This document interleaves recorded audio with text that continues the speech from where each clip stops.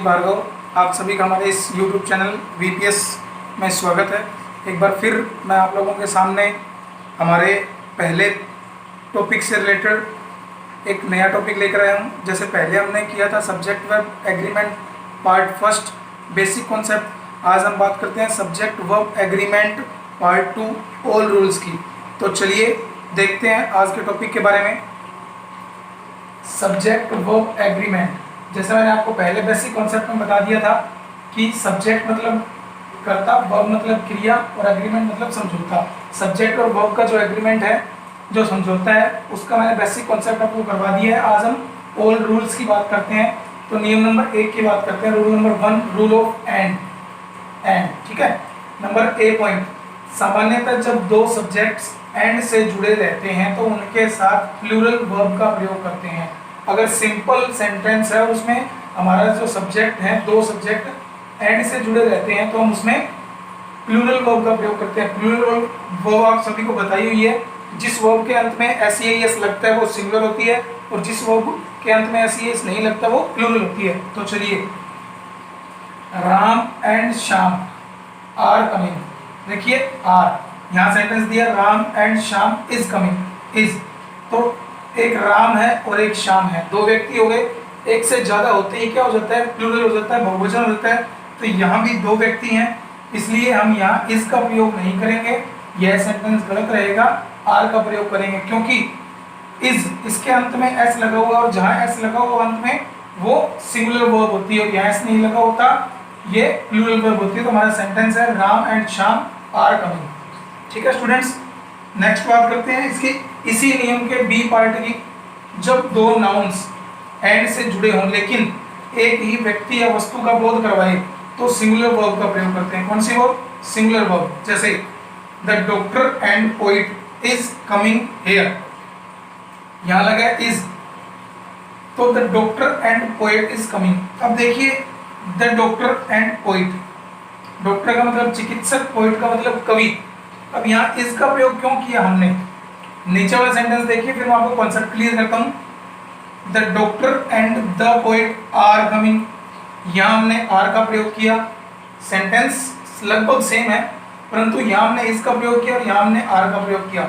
चलिए वापस नियम की बात करते हैं। जब दो नाउन्स, डॉक्टर एक नाउन है, पोइट ये भी एक नाउन है, एंड से जुड़े हों, ये दोनों एंड से जुड़े हुए हैं, लेकिन एक ही व्यक्ति या वस्तु का बोध करवाए। अब हमें पता कैसे लगेगा एक ही व्यक्ति या वस्तु का बोध करवा रहे हैं?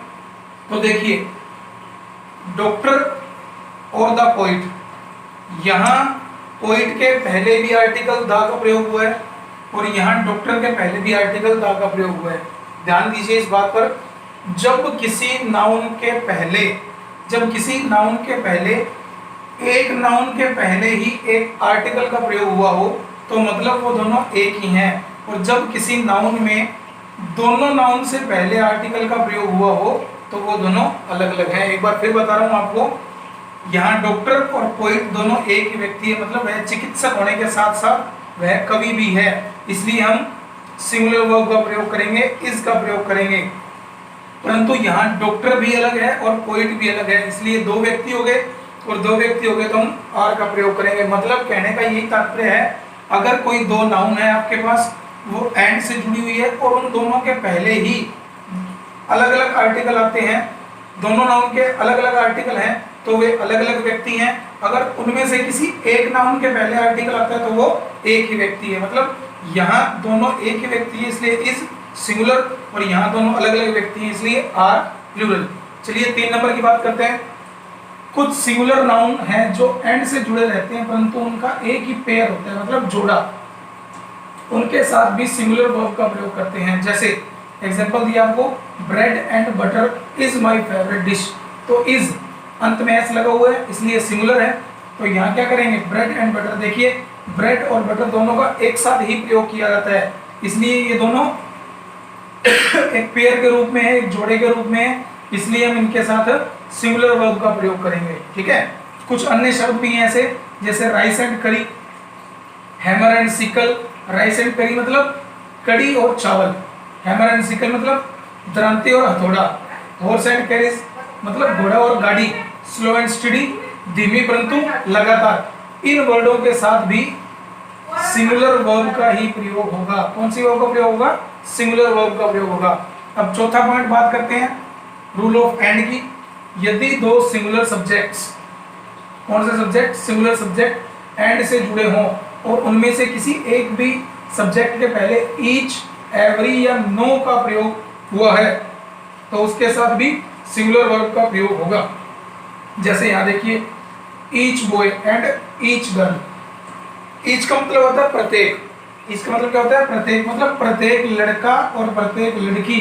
तो प्रत्येक लड़का मतलब सिंगुलर, प्रत्येक लड़की मतलब सिंगुलर, परंतु ये जुड़े किससे हैं? एंड से जुड़े हैं। ये भी सिंगुलर है और ये भी सिंगुलर है। जब ये दोनों ही एंड से जुड़े हैं, सिंगुलर हैं, तो कोई फर्क वाली बात नहीं है। इसके साथ भी हम किसका प्रयोग करेंगे?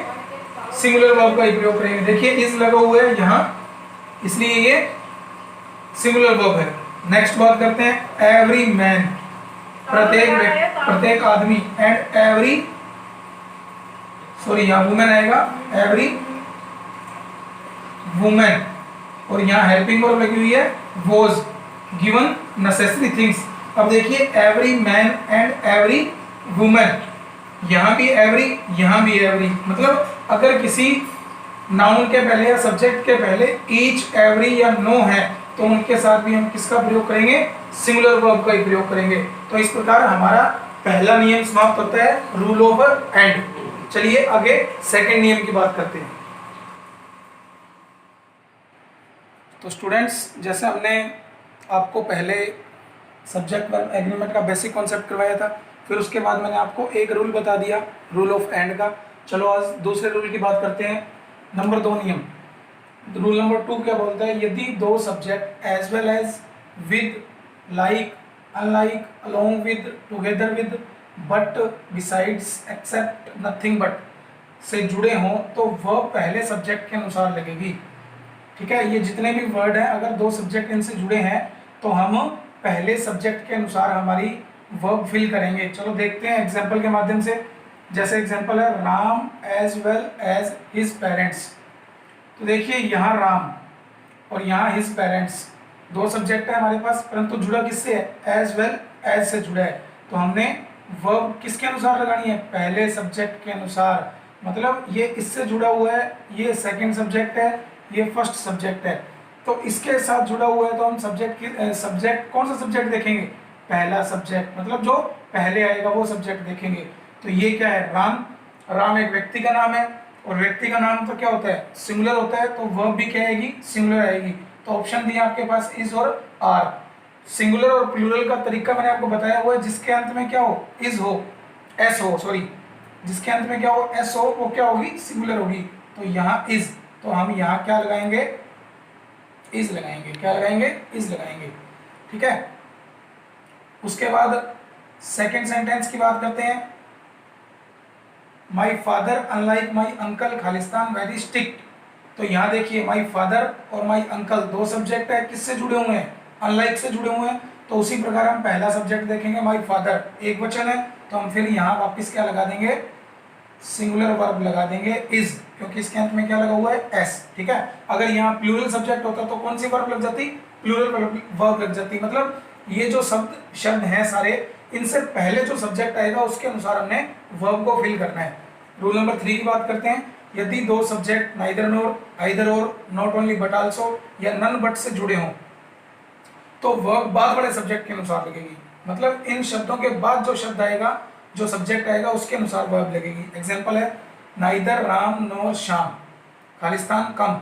अब देखिए नाइदर राम नोर श्याम, तो यहाँ नोर के बाद, नाइदर नोर मतलब इसके बाद नहीं, इसके बाद, आइदर और मतलब इसके बाद नहीं, इस और के बाद, नॉट ओनली बट आल्सो मतलब बट आल्सो के बाद, नन बट मतलब बट के बाद, जो दूसरा जो हमारा ये पेयर है, पेयर का जो दूसरा शब्द है उसके बाद जो सब्जेक्ट आएगा उसके अनुसार वर्ब लगानी। जैसे नाइदर राम नोर श्याम, तो यहाँ नोर श्याम, इसके बाद आया शब्द श्याम सब्जेक्ट, तो इसके अनुसार वर्ब लगेगी। श्याम किसी व्यक्ति का नाम है तो हम सिंगुलर वर्ब लगाएंगे, सिंगुलर वर्ब हैज।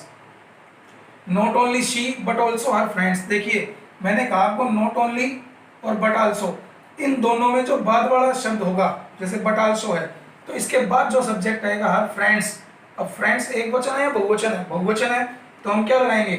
वर लगाएंगे, क्योंकि जिस शब्द के अंत में, जिस वर्ब के अंत में एस लगा होगा वो सिंगुलर होती है और जिसमें नहीं लगा होगा वो प्लूरल होती है। और यहाँ बट आल्सो के बाद जो हमारा सब्जेक्ट है वो बहुवचन है, क्योंकि जिस नाउन के अंत में एस लग जाता है वो बहुवचन हो जाता है और जिस वर्ब के अंत में एस लग जाता है वो सिंगुलर हो जाता है। तो हम यहाँ बहुवचन प्लूरल सब्जेक्ट के साथ कौन सी वर्ब लगाएंगे?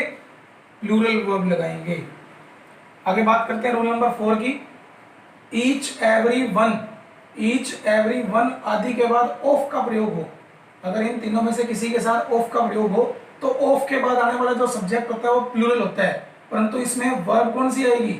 सिंगुलर आएगी। कौन सी आएगी? सिंगुलर आएगी। देखिए वन ऑफ द बॉयज, देखिए वन के बाद किसका प्रयोग हुआ? ऑफ का। वन हमारे पास शब्द है, वन के बाद किसका प्रयोग हुआ? ऑफ का। और ऑफ के बाद जो नाउन आई वो क्या है? एस लगा हुआ है, मतलब प्लूरल है। बॉयज लड़के प्लूरल है, परंतु हम वर्ब कौन सी यूज करेंगे? सिंगुलर यूज करेंगे। ये हमारा रूल है कि ईच एवरी वन के बाद अगर ऑफ लगा है तो हम ऑफ के बाद जो सब्जेक्ट आएगा वो प्लूरल होगा, परंतु हम वर्ब कौन सी यूज करेंगे?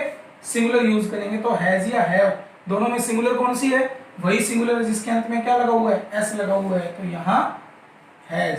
ठीक है, अगला सेंटेंस है ईच ऑफ द स्टूडेंट। देखिए ईच हमारे पास वर्ड है ईच, यहाँ ईच आ गया, इसके बाद क्या लग गया? ऑफ।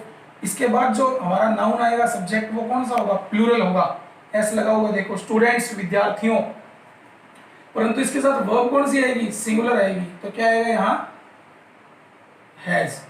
चलिए नेक्स्ट रूल की बात करते हैं, 5 नंबर। कहता है a number of, a large number of, a great number of का प्रयोग प्लूरल काउंटेबल नाउन के साथ होता है। A number of, a large number of, a great number of का प्रयोग प्लूरल काउंटेबल नाउन के साथ होता है तथा इसके साथ प्लूरल वर्ब का ही प्रयोग होगा। देखिए ए नंबर ऑफ, इसके साथ स्टूडेंट्स लगे, विद्यार्थियों, एस लगा हुआ है अंत में, मतलब बहुवचन है। तो हम भी कौन सी वर्ब यूज करेंगे? बहुवचन यूज करेंगे। वॉज और वर दोनों में बहुवचन कौन सी है? वर्ब, क्योंकि इसमें एस नहीं लगा तो हम यहाँ क्या लगा देंगे? वर लगा देंगे। क्या लगा देंगे? वर लगा देंगे।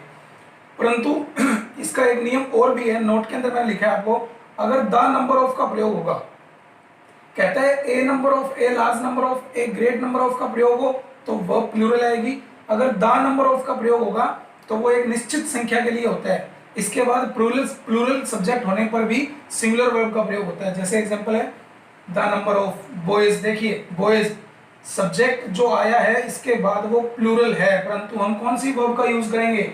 सिंगुलर का। सिंगुलर कौन सी है? जिसमें एस लगा हुआ है। यहाँ इज लगेगा, ना कि आर लगेगा। ठीक है, क्या लगेगा? यहाँ इज लगेगा। क्यों? क्योंकि ये जो द नंबर ऑफ है इसके बाद एक निश्चित संख्या का बोध होता है। देखिए 50 का मतलब 50, निश्चित संख्या बताई है इसने, इसलिए याद रखना a number of, a large number of और ए ग्रेट नंबर ऑफ के बाद प्लूरल वर्ब आएगी और द नंबर ऑफ के बाद सिंगुलर वर्ब आएगी। तो इस प्रकार ये हमारे 5